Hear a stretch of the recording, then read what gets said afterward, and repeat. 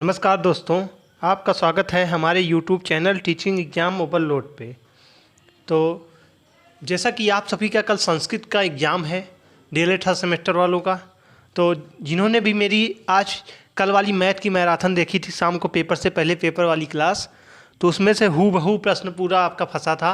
मैंने स्क्रीनशॉट वाला आज का पेपर एनालिसिस में क्वेश्चन का स्क्रीनशॉट भी लगा दिया है कि फिगर वाले दोनों क्वेश्चन साधारण ब्याज से, उसके बाद गुणनखंड वाले सारे प्रश्न मैंने उसी मैराथन में कराए थे जो उसी से फंसे थे। मैंने स्क्रीनशॉट भी शेयर किया है। तो वही सीरीज आज भी रहेगी, पेपर से पहले पेपर संस्कृत का भी, इसमें मोस्ट इंपॉर्टेंट प्रश्नों को हम उठाएंगे। तो कोशिश करेंगे कि कल प्रश्न में जो पेपर फंसे वही प्रश्न हूबहू आपको मिले।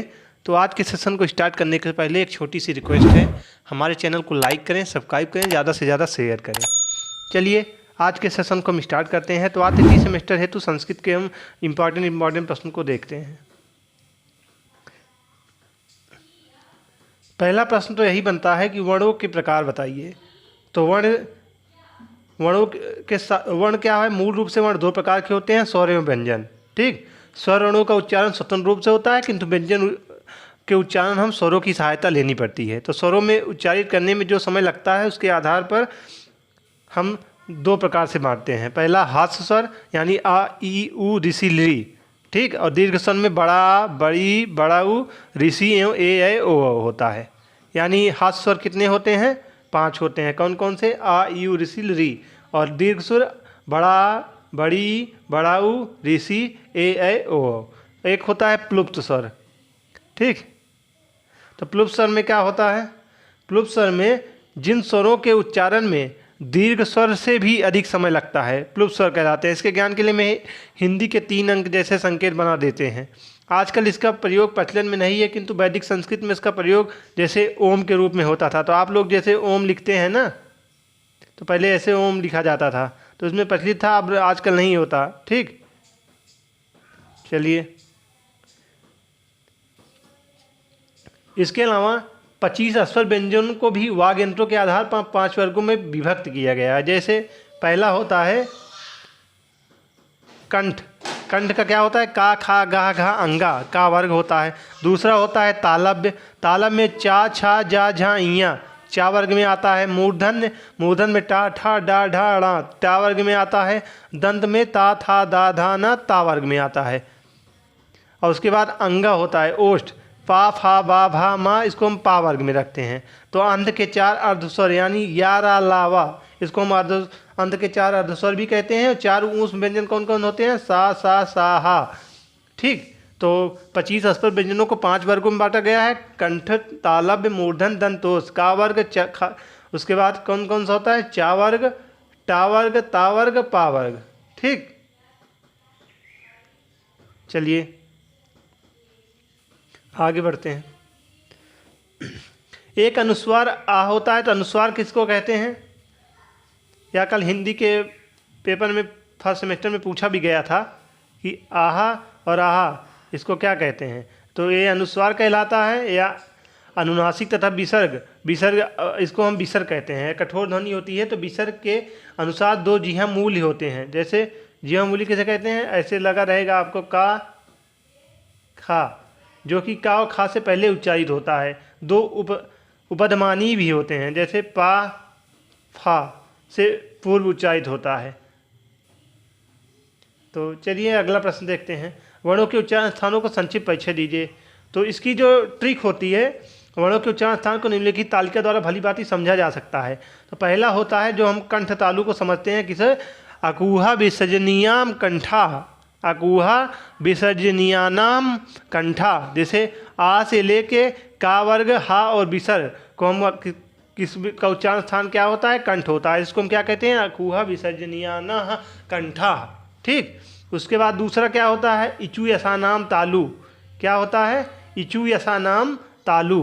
तो इचु यसा नाम तालु में क्या होता है? ई एवं छोटी बड़ी आते हैं, पूरा चा वर्ग आ जाता है, या और सा आ जाता है। तो इसका उच्चारण स्थान क्या होता है? तालु होता है। उसके बाद तीसरा होता है ऋतुड़ा यासाड़ाम। क्या होता है? ऋतुड़ यासड़म मूर्धा। इसमें कौन कौन सा आता है? ऋषि आता है, टा वर्ग आता है, रा आता है, सा आता है। इसको हम मूर्धा कहते हैं। उसके बाद चौथा आता है लितुलसानम दंता, क्या लितुलसानम दंता, इसमें ली धातु आती है, ओ सॉरी ली आती है, ता वर्ग आता है, ला आता है, सा आता है, इसको हम दंत कहते हैं। उसके बाद पांचवा आता है उपुद पधमानियानम ओष्टो, इसमें कौन कौन सा आता है, उ पा वर्ग, उपधमानी, पा फा एवं ओष आते हैं। उसके बाद छठवां आता है अंगड़ाणम नासिका चा, इसमें अंगा इयाणानामा नासिका आता है। वकारस दंतोष्ट, इसमें वाह आता है, दंत और ओष्ठ, वाह किससे बोला जाता है, दंत और ओष्ठ से। एदयतो कंठ तालु, ए कंठ और तालु से बोले जाते हैं। अधवतो कंठोत्तम, ओ किससे बोले जाते हैं, कंठ और ओष्ठ से। जिहा मूलियस जिहा मूलम, जिहा मूलियस जिहा मूल्यम कहा जाता है, इसमें काव खा उपदमानी काव खा आते हैं, इसको जिहा मूली जीव की जड़ भी कहते हैं। नासिका अनुस्वारस, अनुस्वार, इसको हम नासिका कहते हैं। चलिए अगला प्रश्न देखते हैं।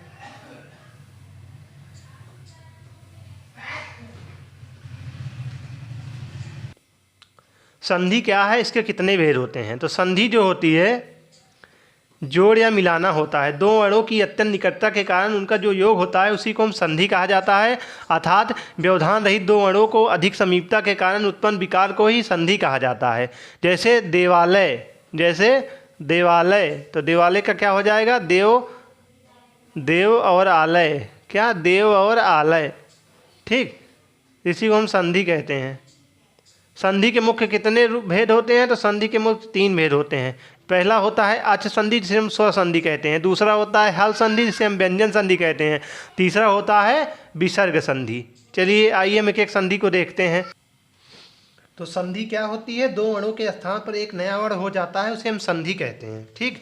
दो अणों के स्थान पर जब एक नया वर्ण हो जाता है उसे हम संधि कहते हैं। जैसे देख लीजिए एग्जाम्पल में रवि प्लस ईसा, रवि प्लस ईसा, तो रवि प्लस ईसा क्या हो जाएगा, रवीसा, ठीक, इसको हम संधि कहते हैं, ठीक। तो आगे या दो अणुओं के निकट आने वाले केवल पूर्ण वर्ण हो भी तभी विकार परिवर्तन हो जाता है, जैसे इत्यादि का हो जाएगा, इति धन आदि, ठीक। अब हम संधि के प्रकार पर बात करते हैं। तो संधि की प्रकार में हमने आपको बताया कि स्वर संधि जिसको हम अच संधि कहते हैं, दूसरा होता है हल संधि जिसको हम व्यंजन संधि कहते हैं, तीसरा होता है विसर्ग संधि। तो स्वर संधि किसको कहते हैं, आज संधि एक एक करके देखते हैं। तो स्वर संधि में आपको ऐसे बताता हूँ, इसमें काफ़ी डिफिकल्ट दिया गया है। स्वर संधि क्या होती है, स्वर प्लस स्वर, यानी स्वर प्लस स्वर, स्वर प्लस स्वर मिलके स्वर संधि बनती है, ठीक, यानी दोनों में स्वर प्लस स्वर मिल जाता है तो स्वर संधि बनती है। जैसे जब दो स्वरों के निकट आने से जो परिवर्तन विकार होता है उसे हम स्वर संधि कहते हैं। जब दो स्वरों के निकट आने से जो परिवर्तन या विकार होता है उसको हम स्वर संधि कहते हैं। संक्षेप में स्वर के स्थान पर होने वाले आदेश को ही हम स्वर संधि कहते हैं। जैसे एग्जाम्पल के माध्यम से देखते हैं, जैसे कबींद्र है, क्या, कबींद्र, ठीक। कबींद्र का जब हम संधि विच्छेद करेंगे तो कबींद्र कैसे बन रहा है, ई प्लस ई से बन रहा है, ई प्लस ई से, तो इसका क्या हो जाएगा, कवि प्लस इंद्रा, कवि प्लस इंद्रा बराबर कबींद्रा। तो ई और ई दो स्वर मिल के जुड़ रहे हैं ना, तो इसके ई और ये ई दोनों ई मिल के बड़ी ई हो जा रही है तो कबींद्र हो जा रहा है। तो यानी जब दो स्वर आपस में मिलते हैं उसको हम स्वर संधि कहते हैं। सिंपल सी भाषा में समझ गए होंगे आप लोग स्वर संधि क्या है। चलिए अब अगली संधि देखते हैं। व्यंजन संधि किसे कहते हैं, इसके प्रकार हम बाद में देखेंगे, पहले व्यंजन संधि हम किसको कहते हैं उसको देखते हैं। व्यंजन संधि को हम हल संधि भी कहते हैं। तो इसमें क्या होता है, इसमें होता है व्यंजन प्लस स्वर मिल के बनता है, एक व्यंजन एक स्वर मिल के बनता है, ठीक। या फिर व्यंजन प्लस व्यंजन होता है तब भी व्यंजन संधि होती है, या तो व्यंजन एक स्वर रहेगा तब भी व्यंजन संधि होगी, या व्यंजन प्लस व्यंजन ही रहेगा तब भी व्यंजन संधि होगी, ठीक। तो इसकी परिभाषा क्या हो जाती है, व्यंजन के बाद स्वर या व्यंजन वर्णों के आने पर जो विकार परिवर्तन उत्पन्न होगा उसे हम व्यंजन संधि कहते हैं। तो व्यंजन के बाद स्वर या व्यंजन वर्णों के आने पर जो विकार परिवर्तन उत्पन्न होगा उसे हम व्यंजन संधि कहते हैं। संक्षेप में व्यंजन को हल के स्थान पर होने वाले आदेश को ही हम व्यंजन संधि कहते हैं। जैसे फॉर एग्जाम्पल देख लेते हैं, जैसे वा क्या हो जाएगा, जैसे आप मान लीजिए वाक प्लस ईसा, वाक प्लस ईसा, तो इसका क्या हो जाएगा, वागीसा। ठीक, वाक प्लस ईसा बराबर वागीसा। तो इसमें क्या मिल रहा है, हल प्लस अच मिल रहे हैं ना। इसमें क्या मिल रहा है, का मिल रहा है प्लस ई मिल रहा है, यानी एक व्यंजन एक स्वर मिल रहे हैं, तो वागीसा हो जाएगा। ठीक, तो आप लोग समझ गए होंगे संधि क्या है। उसके बाद तीसरी होती है विसर्ग संधि। विसर्ग संधि में क्या होता है, विसर्ग संधि में विसर्ग होंगे प्लस स्वर होगा तब भी विसर्ग संधि बनेगी, विसर्ग होगा प्लस व्यंजन होगा तब भी विसर्ग संधि बनेगी। ठीक, तो आप लोग विसर्ग संधि भी समझ गए होंगे। जैसे जब विसर्ग के बाद कोई स्वर या व्यंजन आए तो विसर्ग के स्थान पर जो विकार परिवर्तन होगा उसे हम विसर्ग संधि कहेंगे। जैसे एग्जाम्पल के माध्यम से देखते हैं, जैसे मान लो नमः प्लस करोति, नमः प्लस करोति, तो क्या हो जाएगा, नमस्करोति, नमस्करोति। तो इसमें क्या हो रहा है, विसर्ग प्लस व्यंजन मिल रहे हैं ना। तो आप लोग इसको भी समझ गए होंगे। अब हम एक एक करके इसके प्रकारों को देखते हैं। इसके बाद इसमें पहला होता है दीर्घ स्वर संधि, जिसको इसका सूत्र क्या होता है दीर्घ संधि का, अका सवर्णे दीर्घा, अका सवर्णे दीर्घा, यानी अक एक प्रत्याहार है जिसमें 5 वर्ग होते हैं, आ ई उ ऋषि ली। इसी प्रत्याहार से इनके दीर्घ वर्णों आ ई उ ऋषि को भी बोध होगा। ठीक, तो आप लोग इसको समझ गए होंगे। जैसे इसमें क्या हो जाता है, जब हास्य दीर्घ आ यू ऋषि के बाद आ यू ऋषि आते हैं तो दोनों मिलकर बड़ा आ, बड़ी ई, बड़ा ऊ, बड़ा ऋषि हो जाते हैं। फॉर एग्जाम्पल, जैसे यहाँ पे आपको एग्जाम्पल में बताया गया है कि छोटा आ मिल के बड़ा हो जाता है। जैसे मत प्लस अनुसार, तो मत के आगे आ लगा है, आ लिख के मतानुसार, बड़े आ की मात्रा लग गई। आ प्लस बड़ा आ, तो क्या हो जाएगा, शिव प्लस आलय बराबर शिवालय हो गया। तो आप लोग दीर्घ संधि समझ गए होंगे। ऐसे एग्जाम्पल और देख लेते हैं, ई प्लस ई बराबर बड़ी ही हो जाती है, तो रवि प्लस इंद्र बराबर रविंद्र हो जाता है। अगली संधि है गुण संधि। तो गुण संधि में क्या होता है, इसका सूत्र होता है आदि गुणा। आ अथवा आ के बाद ई या ई आने पर ए उ ऋषि या ए या उ आने पर, ओ ऋषि आने पर, अर या ली आने पर अल हो जाता है। जैसे आ प्लस ई बराबर ए हो जाता है, तो देव प्लस इन बराबर देवेंद्र हो जाता है। आ प्लस ई बराबर ए हो जाता है, आ प्लस उ बराबर ओ हो जाता है, आ प्लस उ बराबर ओ हो जाता है, आ प्लस ऋषि बराबर अर हो जाता है। जैसे देव प्लस ऋषि बराबर देवर्षि, महा प्लस उत्सव बराबर महोत्सव। अगला है वृद्धि संधि। तो वृद्धि संधि का सूत्र होता है वृद्धि रेची। आ अथवा आ के बाद एच प्रत्याहार आने पर उनकी वृद्धि हो जाती है। जैसे फॉर एग्जाम्पल, जैसे देखिए आ प्लस आ मिलकर ए हो जाता है। जैसे एक प्लस एका बराबर एकैका, आ प्लस ए बराबर ए हो जाता है, तथा प्लस ए बराबर तथैव, आ प्लस ओ बराबर औ हो जाता है, अर्थात वन प्लस औषधि बराबर वनौषधि। अगली संधि है यण संधि। जब किसी इसका सूत्र होता है इको एणच।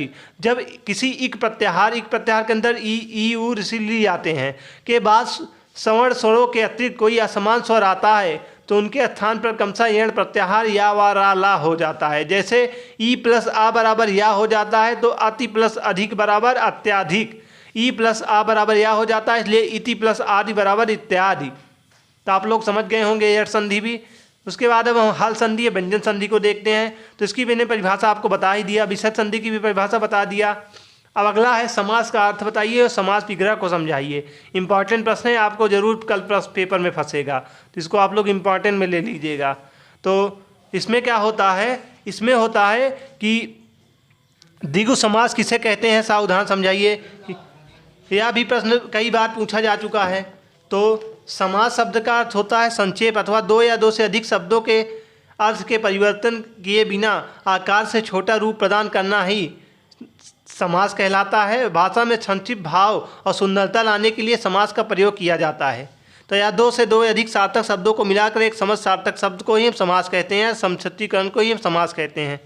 समास विग्रह क्या होता है, समास के शब्दों को अलग अलग करके लिखना समास विग्रह कहलाता है। जैसे शुक्राणि पत्राणि नवाणि पुष्पाणि मधुरे स्वरे। तो समास विग्रह करने पर दूसरी विधि इस प्रकार है, शुक्राणि चातानि पत्राणि नवाणि चातानि पुष्पाणि मधुर चासा स्वरा मधुर स्वे तय। तो हो जाता है इसका। चलिए अब समास के भेद देखते हैं। संस्कृत में जो समास होते हैं वो 5 प्रकार के होते हैं। समास कितने प्रकार के होते हैं? 5 प्रकार के। पहला होता है केवल समास, ठीक। दूसरा होता है द्वंद्व समास, तीसरा होता है तत्पुरुष समास, चौथा होता है बहुब्रीहि समास, ठीक। तो समास कितने प्रकार के होते हैं? 5 प्रकार के होते हैं, ठीक। चलिए, तो पहला है द्वंद्व समास। तो द्वंद्व समास का सूत्र क्या होता है? चार्थे द्वंद्वा। इस समास के दोनों ही पद प्रधान होते हैं। दोनों को पदों के संबंध में जोड़ने के लिए चा का प्रयोग किया जाता है। द्वंद्व का अर्थ होता है दो, जैसे पितरो, तो पितरों का क्या हो जाता है? माता चा पितरो चा, पिता चा। राम कृष्णो, रामस्य कृष्णस्य चा। द्वंद्व समास के भेद कितने होते हैं? तो द्वंद्व समास के 3 भेद होते हैं। कौन कौन से? इतरेतर द्वंद्व, समाहार द्वंद्व, एक शेष द्वंद्व। दूसरा है द्विगु समास, संख्या पूर्वो द्विगु, जिसका पहला पद संख्यावाचक हो, दूसरा पद संज्ञा हो, उसे द्विगु समास कहते हैं। इस समास का प्रयोग समूह अर्थ में होता है, जैसे त्रयाणा लोकाना समाहारा तिलोकी, ठीक। दसाना अनानाम समाहार दसाना। तो इसका दूसरा, उसके बाद है कर्मधारय समास, जो समासिक पद विशेषण या विशेष या उपमा उपमेय से मिलकर बनते हैं, वह कर्मधारय समास कहलाते हैं। इसके दोनों पद प्रधान होते हैं तथा एक समान विभक्ति एवं वचन वाले होते हैं, जैसे नील कमल अर्थात नीला है जो कमल, महाजन महान है जो जन, महापाप इत्यादि। इसमें समाधिकरण होते हैं। कर्मधारय समास के 4 रूप होते हैं, जैसे विशेषण कर्मधारय, उभय पद विशेषण कर्मधारय, रूपक कर्मधारय, उपमान कर्मधारय। अगला है तत्पुरुष समास।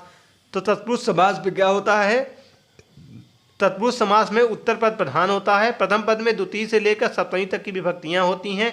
इसका विग्रह विभक्ति के अनुसार ही किया जाता है, जैसे राजपुत्रा, राजा का पुत्र, ठीक।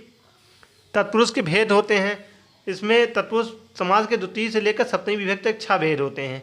द्वितीय तत्पुरुष के पहले पद में द्वितीय विभक्ति का प्रयोग होता है। उत्तर पद में कत प्रत्यांत होता है, जैसे गजम आरूढ़ा, क्या हो जाएगा? गजारूढ़।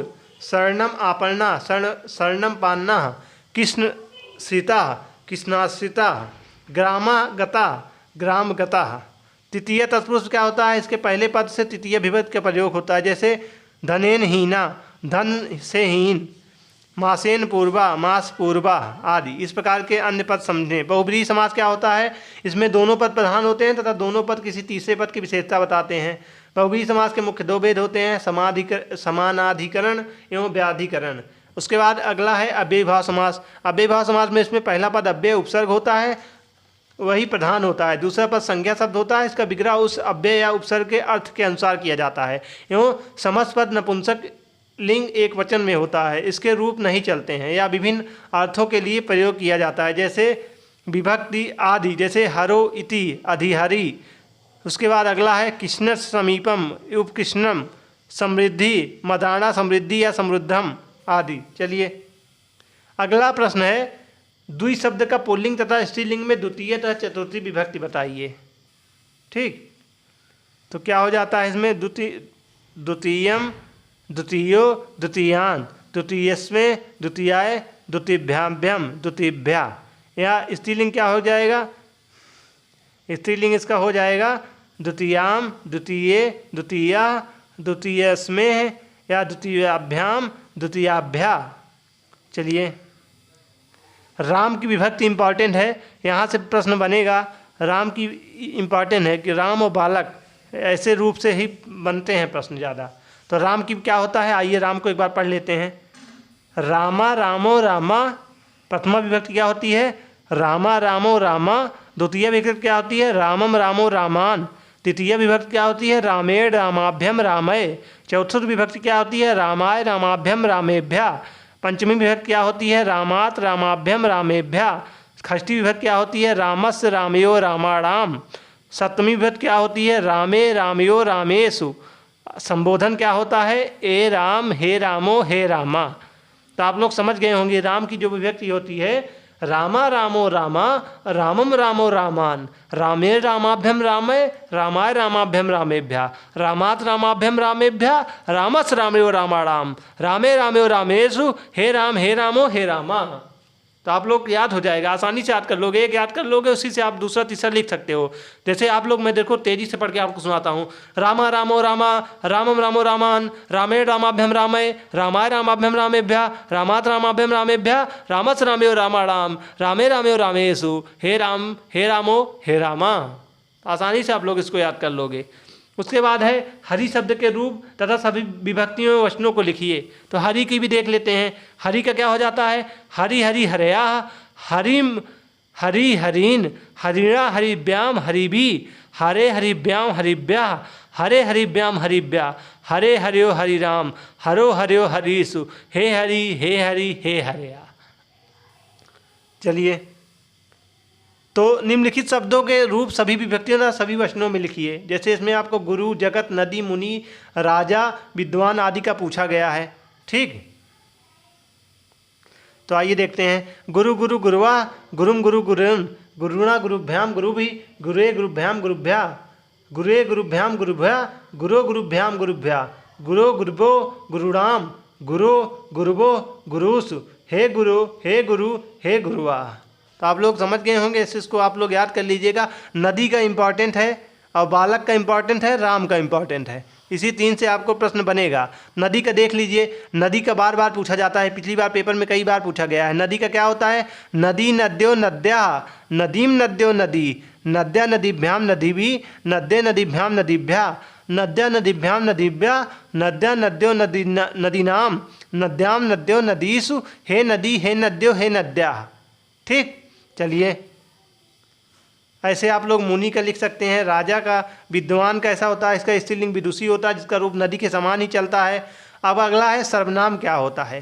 तो संस्कृत में सर्व आदि 35 सर्वनाम शब्द होते हैं। सर्वनाम शब्दों का संबोधन नहीं होता है। अस्मद युष्मद के रूप तीनों लिंगों में समान होते हैं, शेष के रूप तीनों लिंगों में अलग अलग होते हैं। पाठ्यक्रम में निर्धारित प्रमुख सर्वनाम शब्दों के रूप इस प्रकार हैं। जैसे है तद शब्द, तद व पुल्लिंग होता है। तद का क्या होता है? जाइए आइए तद का देखते हैं। ठीक, तद का होता है साह तव ते तो तम तव तान तेन ताभ्याम तय तस्मे ताभ्याम तेभ्या तस्मात् ताभ्याम तेभ्या तस्य तयो तेषाम तस्मिन् तयो तेषु सा तव ते तम तो तान तेन ताभ्याम तय तस्मे ताभ्याम तेभ्या तस्मात् ताभ्याम तेभ्या तस्य तयो तेषाम तस्मिन् तयो तेषु। ऐसे होता है। तत् का भी लिख सकते हैं। तद का भी ऐसा सा तेता ताम तेता तय ताभ्याम ताबी तस्मे ताभ्याम ताभ्या तस्य ताभ्याम ताभ्या तस्य तयो तासाम तस्याम तस्यो तयो तासु। ऐसे यद का भी आप लोग लिख सकते हैं। इसको आप लोग देख लीजिएगा। चलिए अब आगे बढ़ते हैं।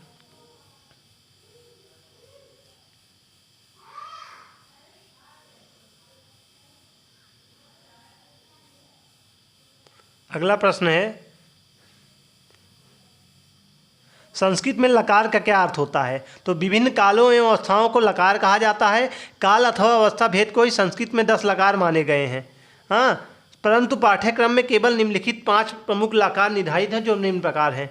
लट लकार वर्तमान काल जिसको कहते हैं, दूसरा है लंग लकार जिसको हम भूतकाल कहते हैं, तीसरा लिट लकार जिसको भविष्य काल कहते हैं, चौथा लोट लकार जिसको अज्ञार्थक काल कहते हैं, पांचवा होता है विधिलिंग जिसको हम विधिर्थक या चाहिए के अर्थ में कहते हैं। ठीक, आस्था तिष्ठ धातुओं के रूप 5 लकारों में लिखिए, या आस्था धातु का विधिलिंग मध्यम पुरुष तीनों वचनों में लिखिए।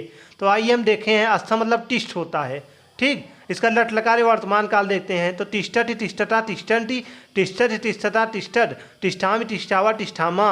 लोट लकार क्या होता है? तिष्ठत तिष्ठाम तिष्ठन्तु तिष्ठ तिष्ठम तिष्ठत तिष्ठानि तिष्ठावा तिष्ठामा अतिष्ठत अतिष्ठाम अतिष्ठन अतिष्ठ अतिष्ठ अतिष्ठम अतिष्ठ। उसके बाद क्या हो जाता है? अतिष्ठा अतिष्ठम अतिष्ठाव अतिष्ठामा। ठीक, ऐसे आप लोग लिख सकते हैं। इसका वदति का ऐसे आप लोग इसको एक याद कर लीजिए, वैसे ही चलता है। पतति का जैसे हो गया, ये सब ज़्यादा नहीं आपसे पूछा जाएगा। जैसे पट का पूछ लिया जाएगा या गम का धप पूछ लिया जाता है। गम इम्पॉर्टेंट है, गम और पट इम्पॉर्टेंट है। इसको आप लोग इम्पॉर्टेंट नोट करिएगा। ठीक, पेपर में बार बार पूछा जाता है। तो गम का क्या होता है? जैसे धातु का लिट लकार पूछा गया है तो गमिष्यति गमिष्यता गमिष्यन्ति गमिष्यति गमिष्यता गमिष्यत गमिष्यामि गमिष्यावा गमिष्यामा हो जाएगा। जैसे पठति पठता पठन्ति पठत पठता पठत पठामि पठाओ पठामा। ठीक, तो ऐसे आप लोग इसको लिख सकते हैं। विभक्तियों का क्या आशय होता है, आइए इसको भी देख लेते हैं। प्रथमा होता है कर्ता ने कर्म को करण से के द्वारा संपादन के लिए अपादान से अलग होने पर संबंध का की के आदि अधिकरण में पर संबोधन है अरे ओ आदि। इसमें आप लोग कर्म कारक को द्वितीय विभक्ति समझाइए तो इसको आप लोग लिख सकते हैं। हाँ, कर्ता जिसको अत्यधिक चाहता है इसको हम कर्म कारक कहते हैं। इसमें द्वितीय विभक्ति होती है, इसका चिन्ह को होता है, इसको आप लोग लिख सकते हैं बना के। ठीक, इसमें आप लोग कर्ता पता रहेगा तो इसको आप लोग लिख लेंगे। चलिए, मोस्ट इम्पॉर्टेंट प्रश्न है, इसको आप लोग याद कर लीजिएगा। मोस्ट इम्पॉर्टेंट प्रश्न है, अपादान कारक पंचमी विभक्ति का प्रयोग कीजिए। अपादान का चिन्ह क्या होता है? से होता है। किस लिए प्रयोग होता है? अलग होने पर होता है। जैसे पेड़ से पत्ते गिरते हैं, इसका अनुवाद भी बहुत पूछा जाता है। बिच्छात पत्राणि गिरस, क्या हो जाएगा? इसका अनुवाद आप लोग हमको कमेंट में बताइएगा, अभी हम आगे आपको बता भी देंगे। कर्ता अपनी क्रिया द्वारा जिससे अलग होता है उसे हम अपादान कारक कहते हैं। कर्ता अपनी क्रिया द्वारा जिससे अलग होता है उसे अपादान कारक कहते हैं, अथवा संज्ञा के जिस रूप से एक वस्तु का दूसरी से अलग होना पाया जाता है वह अपादान कारक कहलाता है। तो कर्ता अपनी क्रिया द्वारा जिससे अलग होता है उसे हम अपादान कारक कहते हैं। तो इसका चिन्ह होता है ऐसे, जैसे पेड़ से पत्ते गिरते हैं, तो पेड़ से पत्ते गिरते हैं मोस्ट इंपॉर्टेंट अनुवाद है, पेपर को आप में पक्का फंसेगा कल पेपर में। वृक्ष से पत्ते गिरते हैं तो बिच्छात पत्राणि पतंती, बिच्छात पत्राणि पतंती। ठीक, चलिए अगला प्रश्न देखते हैं। संबंध कारक क्या है? इसकी खष्टी विभक्ति क्या लिखिए? तो संज्ञा सर्वनाम के जिस रूप से एक वस्तु के दूसरी वस्तु से संबंध ज्ञात होता है उसे हम संबंध कारक कहते हैं। हे अरे जैसे होता है, जैसे रामस्य पठ पुस्तकम अस्ति, खष्टी विभक्ति ऐसे आप लोग लिख सकते हैं। चलिए हम आगे बढ़ते हैं। प्रत्याहार किसे कहते हैं? अगला प्रत्याहार किसे कहते हैं? महेश्वर सूत, मोस्ट इंपॉर्टेंट प्रश्न, महेश्वर सूत मोस्ट इंपॉर्टेंट है। प्रत्याहार किसे कहते हैं? महेश्वर सूत, पक्का आएगा। हम अभी आपको 14 महेश्वर सूत भी बताते हैं। तो महेश्वर सूत्रों में से 14 प्रत्याहार सूत्र हैं। तो महेश्वर सूत्रों में से 14 प्रत्याहार सूत्र हैं जिनको संक्षेप में करने के लिए प्रत्याहार का प्रयोग किया गया है। 14 महेश्वर सूत्रों में से 42 प्रत्याहार निर्गत किए गए हैं और प्रत्याहार में आने वाला वर्ण आ यू ऋषि होता है। तो आइए हम आपको पहले याद दिला दें 14 महेश्वर सूत्र कौन कौन से हैं, पेपर में पूछा जा सकता है। तो पहला क्या होता है? अयुण, अयुण लिरिक, अयुण लिरिक, योण,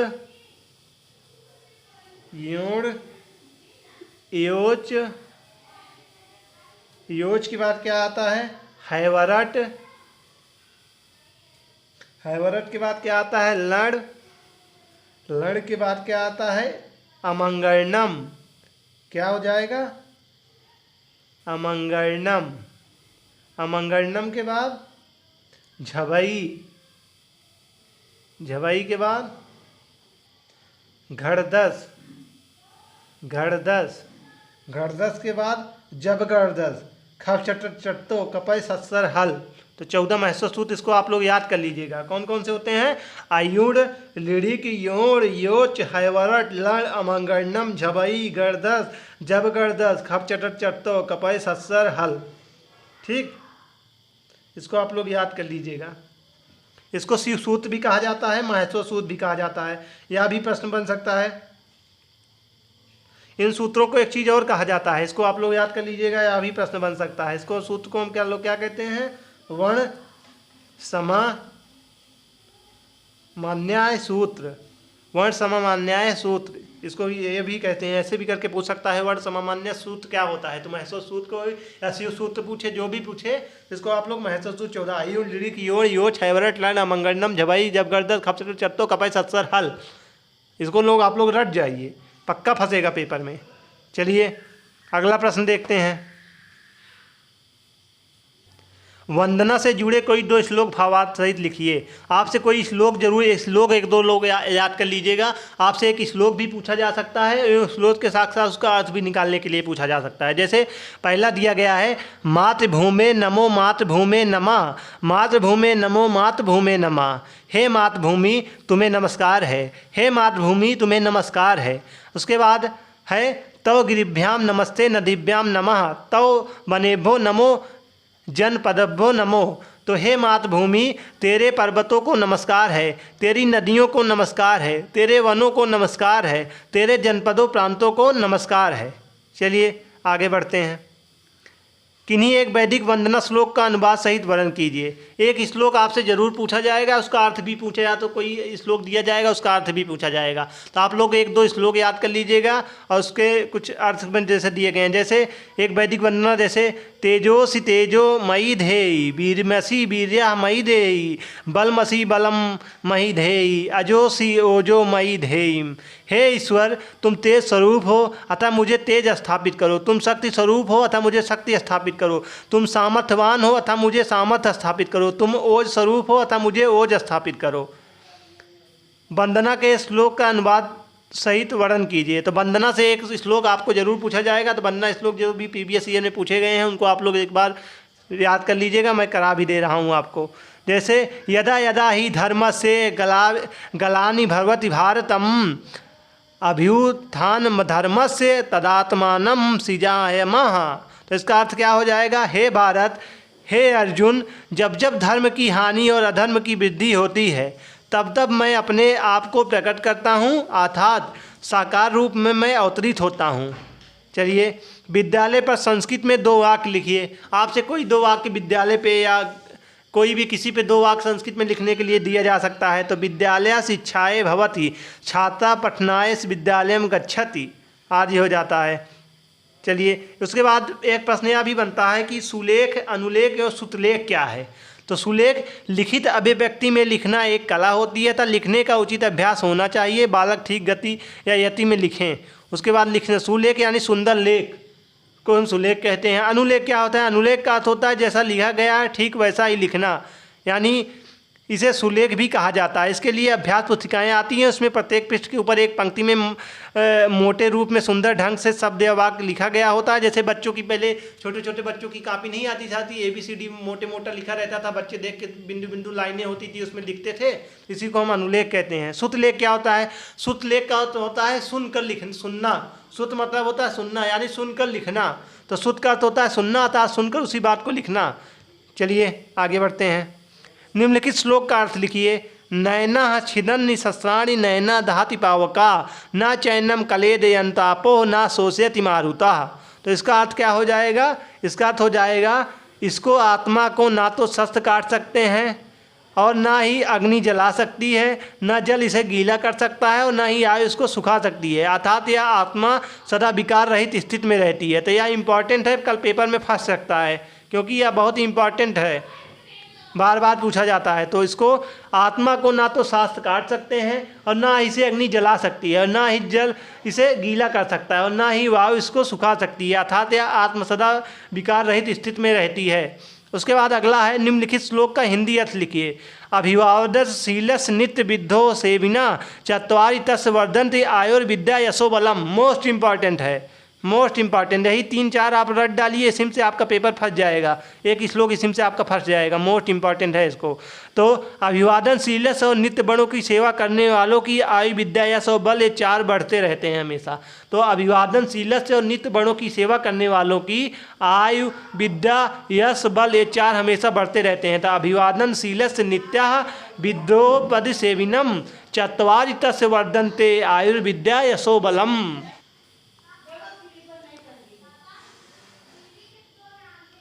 तो एक श्लोक और है, तेजोसि तेजोमयि धेयि वीरमसि वीर्या मयि धेयि, बलमसि बलमयि देहि, ओजोसि ओजो मयि धेयि। हे ईश्वर, तुम तेज स्वरूप हो अतः मुझे तेज स्थापित करो। तुम शक्ति स्वरूप हो अतः मुझे शक्ति स्थापित करो। तुम सामर्थ्यवान हो अतः मुझे सामर्थ्य स्थापित करो। तुम ओज स्वरूप हो अतः मुझे ओज स्थापित करो। तो यह भी इंपॉर्टेंट है, पेपर में कई बार पूछा गया है। तो 4-5 श्लोक पेपर में जो पूछे गए हैं, इन्हीं का अर्थ आप लोग अच्छे से याद कर लीजिए। इसमें से एक श्लोक दिया जाएगा, आप लोग उसका अर्थ आसानी से लिख लेंगे। एक श्लोक और बहुत इंपॉर्टेंट है, इसको भी आप लोग देख लीजिएगा। पृथिव्याम लीणी रत्नानि जलमग्नम सुभाषितम मूढ़े पाषाण खंडेषु रत्न संज्ञा विधीयते। पृथिव्याम लीणी रत्नानि जलमग्नम सुभाषितम मूढ़े पाषाण खंडेषु रत्न संज्ञा विधीयते। यानी पृथ्वी पर 3 ही रत्न हैं, पृथ्वी पर 3 ही रत्न हैं। कौन कौन से? जल, अन्न और अच्छे वचन। फिर भी मूर्ख पत्थर के टुकड़े को रत्न कहते हैं। तो पृथ्वी पर 3 ही रत्न होते हैं, जल, अन्न और अच्छे वचन। फिर भी मूर्ख पत्थर के टुकड़े को रत्न समझते हैं। तो यह इंपॉर्टेंट है, इसको आप लोग ध्यान नोटिस कर लीजिएगा, इसी से आपका एक श्लोक फंसेगा। चलिए किन्हीं 10 वाक्यों को हिंदी संस्कृत में अनुवाद लिखिए। तो अनुवाद भी आपसे पेपर में पूछा जाएगा, तो आप लोग अनुवाद भी छोटा छोटा अनुवाद रहेगा, आप लोग कर लेंगे। ठीक, जैसे वह कान से बहरा है, सा श्रवणेन बधिरा अस्ति, वृक्ष से पत्ते गिरते हैं, मोस्ट इंपॉर्टेंट पेपर में बार बार पूछे जाने वाला है, पेड़ से पत्ते गिरते हैं, तो वृक्षात पत्राणि पतंती। चलिए इसके बाद अगला है, वह ब्राह्मण को दान देता है, तो ब्राह्मण दानम ददाति, ब्राह्मणाय दानम ददाति। राधा गणेश को नमस्कार करती है, राधा गणेशाय नमः करोति। मैं राम के घर जा रहा हूँ, अहम रामस्य गृहम गच्छामि। मोहन सोहन के साथ गाँव जाता है, मोहन सोहनेन सा ग्रामम गच्छति। हमारे देश से 6 ऋतुएँ होती हैं, अस्माकम देशम खड सत्वा भवंती। परमेश्वर का भजन करो, परमेश्वर का भजन करो। परमेश्वरम अजह, रात में चांद निकलता है, रातों मयंक उदयति। कमल जल में खिलता है, कमलम सलिलम विकसति। निम्नलिखित वाक्यों को संस्कृत में अनुवाद कीजिए। यहाँ भी बार बार अनुवाद से भी आपको 1-2 प्रश्न दिया जाएगा। बाग के चारों ओर जल हैं, मोहन लता के साथ जाता है, राम के द्वारा पुस्तक पढ़ी जाती है, वह श्याम से अधिक मोटा है। तो बाग के चारों ओर जल हैं, क्या हो जाएगा? उद्यानम परिता जल अस्ति। मोहन लता के साथ जाता है, मोहन लताया सा गच्छति। रामेण पुस्तकम अस्ति, सा श्यामेण अत्यधिका स्थूला अस्ति। तो आपको ऐसे कुछ अनुवाद दिया रहेगा, आप लोग को उसको करना है, कर लेंगे आप लोग। लता गांव जाती है, लता ग्रामम गच्छति, पेपर में पूछा गया है। उसके बाद छात्र चला गया, या घर सुंदर है, मैं चित्र को देखता हूँ, गुरु को नमस्कार करो।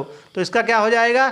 छात्र अगच्छत गृहम सुंदरम अस्ति, अहम चित्रम पश्यामि, गुरुवे नमः। गुरु को नमस्कार है, इंपॉर्टेंट है, पेपर में पूछा जा सकता है, गुरुवे है नमः। चलिए आगे बढ़ते हैं। तुम सब कहाँ जाते हो? राम के साथ लक्ष्मण भी बन गए हैं। सूर्य को नमस्कार है, वृक्ष से पत्ते गिरते हैं। देखिए वृक्ष से पत्ते गिरते हैं, फिर आ गया। तो युवम कृत गच्छत, रामेण सा लक्ष्मणम अपि वनम आगच्छत, सूर्याय नमः, वृक्षात पत्राणि पतंति। इतना जितना अनुवाद पेपर में पिछली प्रीवियस ईयर में पूछा गया है, यही इतना अनुवाद आप लोग पढ़ लेते हैं, तो इसी से आपका अनुवाद भी फंस जाएगा। आपको अनुवाद ना भी आता हो तब भी आप इतने में कर लेंगे। जितना पेपर में पूछा गया है इसी को आप लोग कर लीजिए। चलिए आगे बढ़ते हैं।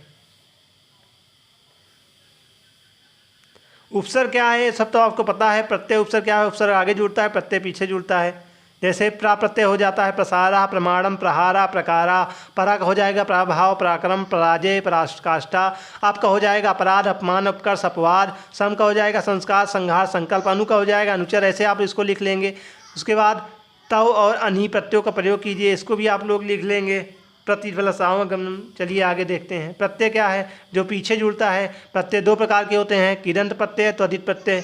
इंपॉर्टेंट है, इसको आप लोग याद कर लीजिएगा। ऐसे संज्ञा धातु के अंत में जुड़कर बनते हैं, उसको हम प्रत्यय कहते हैं। इसकी परिभाषा होती है प्रतीयते विधीयते इति प्रत्ययाः। चलिए आगे बढ़ते हैं।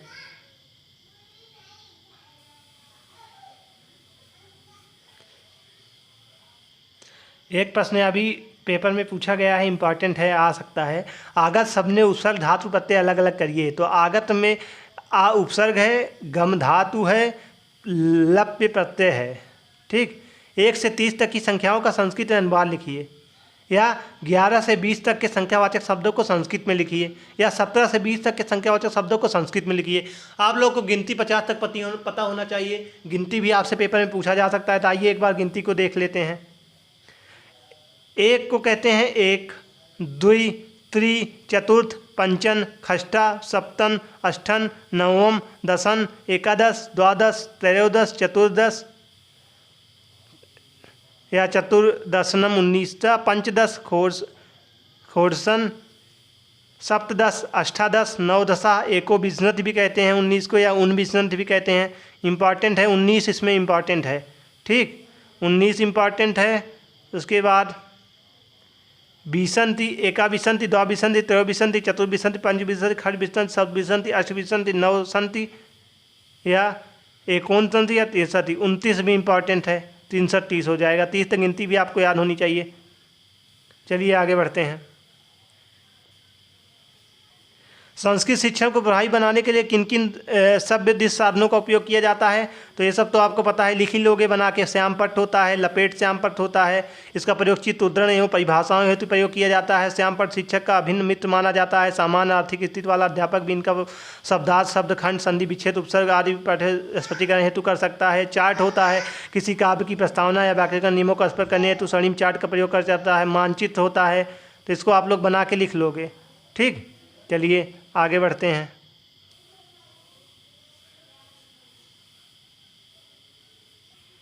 सास्वर पठन के उद्देश्य क्या हैं, इसको देख लेते हैं। तो पढ़ते समय स्वरों के उतार चढ़ाव तथा विराम आदि का ध्यान रखना चाहिए। पढ़े हुए विषय को छात्र दूसरों को भी समझा सकें, इतनी क्षमता उत्पन्न करना होता है। छात्रों को ऐसी योग्यता पैदा करना कि पाठ का पठन इस प्रकार कर सकें कि सुनने वाला सरलता से समझ सके। एवं सास्वर पठन में छात्रों को झिझक दूर किया जाता है, निडरता आती है तथा आत्मविश्वास भी गुण पैदा होता है। चलिए आगे, यहाँ प्रश्न इंपॉर्टेंट है, इसको आप लोग देख लीजिएगा।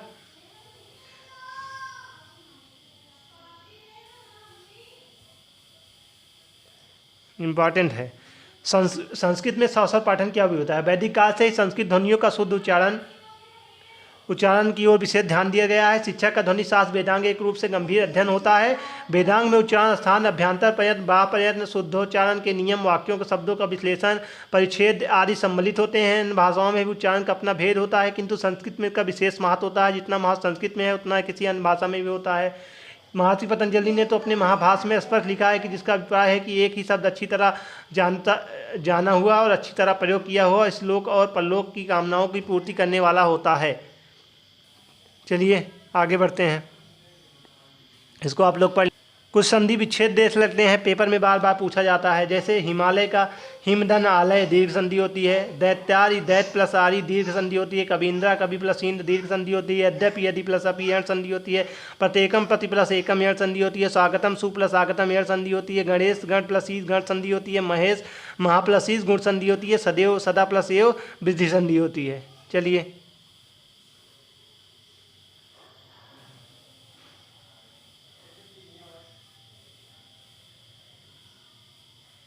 जैसे मैंने आपको बताया था कि पट धातु जो होता है इम्पॉर्टेंट होता है।